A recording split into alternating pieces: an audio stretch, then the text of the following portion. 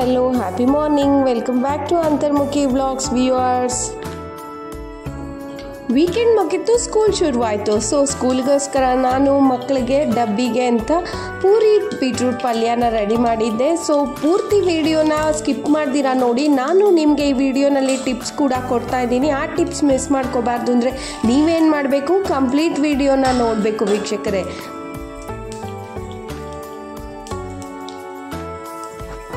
ಒಗ್ಗರಣೆ ಅಂದಮೇಲೆ ಎಣ್ಣೆ, ಸಾಸಿವೆ, ಉದ್ದಿನಬೇಳೆ, ಕಡಲೆಬೇಳೆ, ಅರಿಶಿನ ಈಸ್ ವೆರಿ ಗುಡ್ ಇಂಗ್ರೀಡಿಯೆಂಟ್ ಅಂತಲೇ ಹೇಳ್ಬೋದು.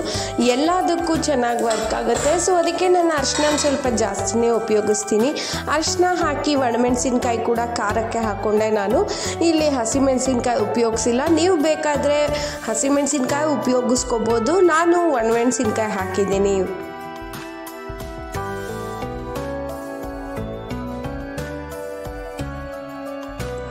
ಸೊ ಒಗ್ಗರಣೆ ಎಲ್ಲ ಆದಮೇಲೆ ನಾನು ಬೀಟ್ರೂಟ್ ಹಾಕೋತಾ ಇದ್ದೀನಿ. ಸಣ್ಣದಾಗಿ ಹೆಚ್ಚಿಟ್ಕೊಂಡಿರೋ ಬೀಟ್ರೂಟ್ನ ನಾನು ಒಗ್ಗರಣೆಗೆ ಮಿಕ್ಸ್ ಮಾಡ್ಕೋತಾ ಇದ್ದೀನಿ ವ್ಯೂವರ್ಸ್.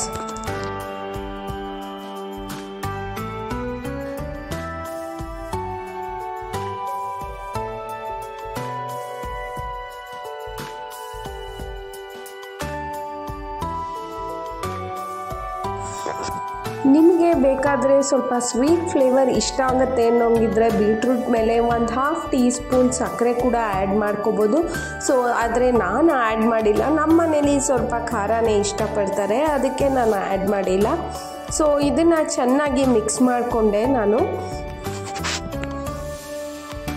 ಚೆನ್ನಾಗಿ ಮಿಕ್ಸ್ ಮಾಡ್ಕೊಂಡಿದ್ದಾದಮೇಲೆ ನಾನು ಉಪ್ಪು ಹಾಕೋತಾ ಇದ್ದೀನಿ ವ್ಯೂವರ್ಸ್. ಯಾಕೆ ಅಂದರೆ ಉಪ್ಪು ಹಾಕಿದ್ರೆ ಸ್ವಲ್ಪ ಬೇಗ ಬೇಯುತ್ತೆ, ಸ್ಕೂಲ್ ಟೈಮ್ ಅಲ್ವಾ. ಸೊ ಅದಕ್ಕೆ ಬೇಗ ಮಾಡಬೇಕು. ಸೊ ನಾನು ರುಚಿಗೆ ಎಷ್ಟು ಬೇಕೋ ಅಷ್ಟು ಉಪ್ಪು ಹಾಕಿ ನಾನು ಬೀಟ್ರೂಟ್ನ ಈಗ ಬೇಯಕ್ಕೆ ಇಟ್ಕೋತಾ ಇದ್ದೀನಿ. ಆ್ಯಕ್ಚುಲಿ ಬೀಟ್ರೂಟು ತುಂಬಾ ಬೇಯಿಸ್ಕೋಬಾರ್ದು ವೀಕ್ಷಕರೇ. ಅದ್ರದ್ದು ಸತ್ವ ಏನಿದೆ ಎಲ್ಲ ಹೊಟ್ಟೋಗಿ ಬಾಡೋದಂಗೆ ಆಗುತ್ತೆ. ಸೊ ಅದಕ್ಕೆ ಎಷ್ಟು ಬೇಕೋ ಅಷ್ಟು, ಅಂದರೆ 1/2 ಬಾಯ್ಲ್ ಅಂತಲೇ ಹೇಳ್ಬೋದು. ಸ್ವಲ್ಪ ಬಾಯಿಗೆ ಸಿಗೋ ಥರನೇ ನಾವು ಬೇಯಿಸ್ಕೋಬೇಕಾಗತ್ತೆ. ತೀರಾ ಕುಕ್ಕರಲ್ಲೆಲ್ಲ ಬೇಯಿಸ್ಕೊಂಬಿಟ್ರೆ ತುಂಬ ಅದ್ರದ್ದು ಸತ್ವ ಎಲ್ಲ ಹೊಟ್ಟೆ ಹೋಗುತ್ತೆ ಅಂತ ಹೇಳ್ಬೋದು. ಅದಕ್ಕೆ ನಾವು ಒಗ್ಗರಣೆಯಲ್ಲಿ ಬೇಯಿಸ್ಕೊತಾ ಇದ್ದೀನಿ. ಈಗ ನೋಡಿ ಉಪ್ಪು ಹಾಕಿ ಲಿಡ್ ಮುಚ್ಚಿಟ್ಟಿದ್ದೀನಿ ನಾನು. ಸೊ ಬರೀ ಇದಕ್ಕೇ ಅದು ಬೆಂದೋಗಿದೆ ಆಲ್ರೆಡಿ ನೋಡಿ. ಸೊ ಒಂದು 5-10 ಮಿನಿಟ್ಸ್ ಒಳಗೆ ಅದು ಬೇಗ ಬೆಂದ್ಬಿಡುತ್ತೆ. ಬೆಂದ ಮೇಲೆ ನಾನೀಗ ಕಾಯಿ ಹಾಕೋತಾ ಇದ್ದೀನಿ. ನಿಮಗೆ ಬೇಕಾದರೆ ನೀವು ಕಾಯಿ ತುರಿದಿರೋದು ಹಾಕ್ಕೋಬೋದು, ಫ್ರೆಶ್ ಆಗಿರೋದು. ನಮ್ಮ ಮನೇಲಿ ಕಾಯಿ ಪುಡಿ ಇತ್ತು ಅಂತ ನಾನು ಇದನ್ನೇ ಉಪಯೋಗಿಸ್ತಾ ಇದ್ದೀನಿ ವ್ಯೂವರ್ಸ್. ನೀವು ಬೇಕಾದರೆ ಕಾಯಿನ ತುರಿದು ಹಾಕ್ಕೋಬೋದು. ಮಕ್ಕಳಿಗೆ ಬೀಟ್ರೂಟ್ ಕೊಡೋದ್ರಿಂದ ಅವ್ರಿಗೆ ರಕ್ತ ವೃದ್ಧಿ, ಹಿಮೋಗ್ಲೋಬಿನ್ ಕೂಡ ತುಂಬ ಚೆನ್ನಾಗಾಗುತ್ತೆ. ಸೊ ನೀವು ಅಷ್ಟೇ ವೀಕ್ಲಿ 2 or 3 ಬೀಟ್ರೂಟ್ ಮಾಡಿ ಕೊಡೋದ್ರಿಂದ ಮಕ್ಕಳಿಗೆ ತುಂಬ ಒಳ್ಳೆಯದು ಅಂತಲೇ ಹೇಳ್ಬೋದು. ಹೆಲ್ದಿ ಫುಡ್ ಕೂಡ ಅಂತಲೇ ಹೇಳ್ಬೋದು. ಬ್ಲಡ್ನ ಚೆನ್ನಾಗಿ ಇಂಪ್ರೂವ್ ಮಾಡುತ್ತೆ, ಹಿಮೋಗ್ಲೋಬಿನ್ನು ಇಂಪ್ರೂವ್ ಮಾಡುತ್ತೆ ಅಂತಲೇ ಹೇಳ್ಬೋದು.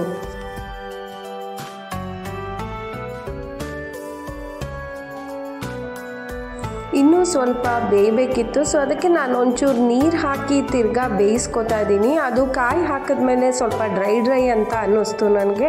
ಸೊ ಅದಕ್ಕೆ ತಿರ್ಗಾ ನೀರು ಹಾಕಿ 1-2 ಮಿನಿಟ್ಸ್ ತಿರ್ಗಾ ಬೇಯಿಸ್ಕೊತಾ ಇದ್ದೀನಿ ನಾನು.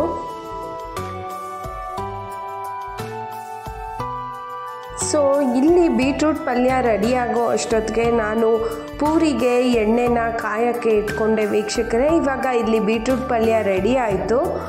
ಸೊ ಅದಕ್ಕೆ ಪೂರಿಗೆ ಎಣ್ಣೆನ ಕಾಯಕ್ಕೆ ಇಟ್ಕೋತಾ ಇದ್ದೀನಿ.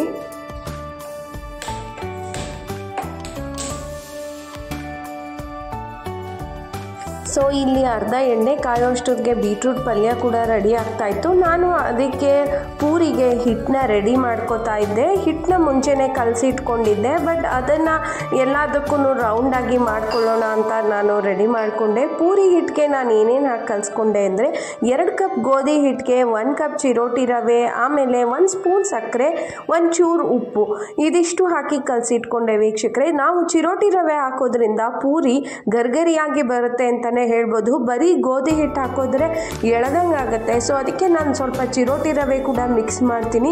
ಸಕ್ಕರೆ ಹಾಕೋದ್ರಿಂದ ಪೂರಿ ರೆಡ್ಡಿಶ್ ಕೂಡ ಬರುತ್ತೆ. ಸೊ ಅದಕ್ಕೆ ಒಂಚೂರು ಸಕ್ಕರೆ ಆ್ಯಡ್ ಮಾಡಿದ್ದೀನಿ ಹಿಟ್ಟಿಗೆ. ಈವನ್ ಚಪಾತಿಗೂ ನೀವು ಚಪಾತಿ ಹಿಟ್ಟಿಗೂ ಸಕ್ಕರೆ ಹಾಕಿ ಕಲಿಸ್ಕೋಬೋದು.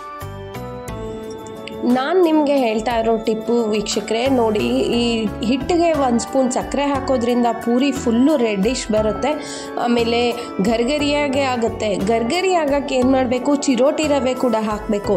ಚಿರೋಟಿ ರವೆ ಹಾಕೋದ್ರಿಂದ ಪೂರಿ ಎಳೆದಂಗೆ ಆಗಲ್ಲ, ಗರ್ಗರಿ ಆಗುತ್ತೆ, ಸಾಫ್ಟಾಗಿ ಕೂಡ ಆಗುತ್ತೆ ಅಂತಲೇ ಹೇಳ್ಬೋದು. ಮತ್ತು ಇನ್ನೊಂದು ಟಿಪ್ ಏನು ಅಂತ ಹೇಳಿದ್ರೆ, ಈಗ ಪೂರಿ ನೋಡಿ ಈ ಥರ ಉಬ್ಬಿ ಬರಬೇಕು ಅಂದರೆ ನಾವು ಲಟ್ಸೋದ್ರ ಮೇಲೆ ಹೋಗುತ್ತೆ ವೀಕ್ಷಕರೇ.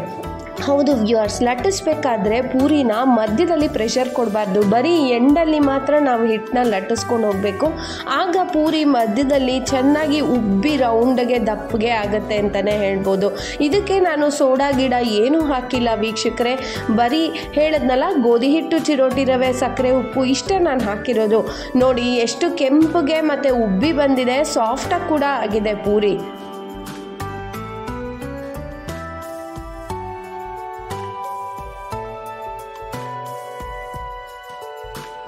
ಎಲ್ಲ ಪೂರಿನೂ ಹೀಗೆ ರೆಡ್ಗೆ ಉಬ್ಬಿ ಬಂದಿತ್ತು, ಕಲರ್ಫುಲ್ಲಾಗಿ ಟೇಸ್ಟ್ಫುಲ್ಲಾಗಿ ಕೂಡ ಇತ್ತು ಅಂತಲೇ ಹೇಳ್ಬೋದು.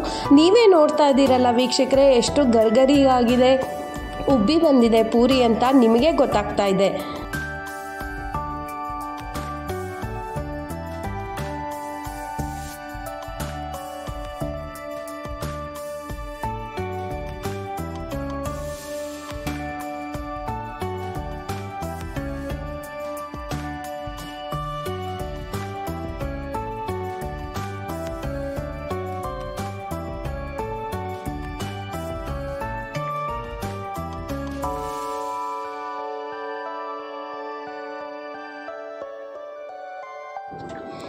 ನೋಡಿದ್ರಲ್ಲ ವೀಕ್ಷಕರೇ, ಈ ಥರ ಕಲರ್ಫುಲ್ಲಾಗಿ ಟೇಸ್ಟ್ಫುಲ್ಲಾಗಿ ಮಾಡಿಕೊಟ್ರೆ ಯಾವ ಮಕ್ಕಳು ತಿಂದಿರ ಬರ್ತಾರೆ.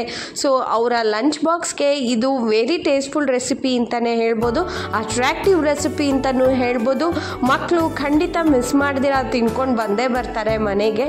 ಸೊ ಅದಕ್ಕೆ ಹೇಳ್ತಾ ಇದ್ದೀನಿ, ನೀವು ನಿಮ್ಮ ಮಕ್ಕಳಿಗೆ ಮಾಡಿಕೊಡಿ, ಟ್ರೈ ಮಾಡಿ, ಈ ಟಿಪ್ನ ಫಾಲೋ ಮಾಡಿ ಅಂತ ಹೇಳ್ತಾ ಮತ್ತೆ ನಾನು ನಿಮ್ಮನ್ನು ನೆಕ್ಸ್ಟ್ ವ್ಲಾಗಲ್ಲಿ ಮೀಟ್ ಮಾಡ್ತೀನಿ. ಅಲ್ಲಿವರೆಗೂ ಟೇಕ್ ಕೇರ್. ಸೊ ನಾನು ಮಕ್ಕಳಿಗೆ ಬ್ರೇಕ್ಫಾಸ್ಟ್ ಮಾಡಿ ಕೊಟ್ಟು ಮತ್ತು ಅದನ್ನೇ ಲಂಚ್ ಬಾಕ್ಸ್ ಕೂಡ ಮಾಡಿ ಹಾಕಿ ಮಕ್ಕಳನ್ನ ಕರ್ಕೊಂಡೋಗಿ ಸ್ಕೂಲಿಗೆ ಬಿಡೋಕ್ಕೆ ಹೊರಟೆ ವೀಕ್ಷಕರೇ. So see you soon in the next vlog. ಅಲ್ಲಿವರೆಗೂ ಟೇಕ್ ಕೇರ್, ಬಾಯ್.